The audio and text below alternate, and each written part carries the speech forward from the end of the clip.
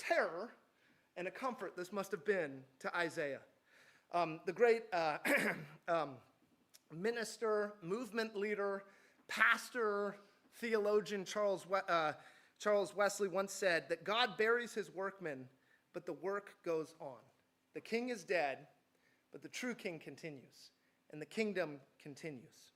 So Isaiah sees the Lord on the throne. Notice that God is intervening in human history. God didn't just start the universe and now is watching very far away from a distance, hoping that we figure it out.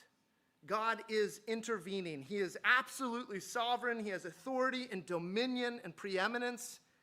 We don't just give Jesus authority over our lives. He already has it. He is the king of the universe.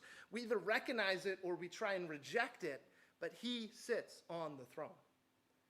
He is high and lifted up, the text says. He's above all presidents and prime ministers and supreme leaders and communist parties and democratic republics. He is lifted up above all celebrities and movements and dictators and philosophers and popular opinions and Supreme Court rulings and cultural fads. There is no law that God must submit to.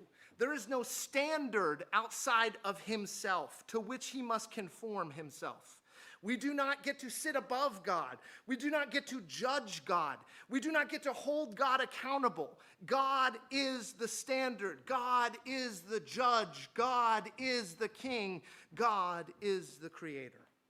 And the train of his robe filled the temple.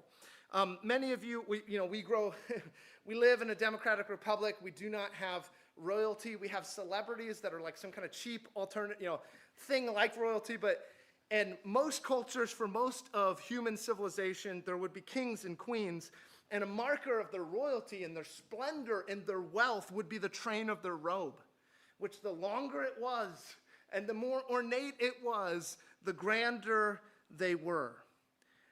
And now we see that the king of the universe, his robe fills the temple.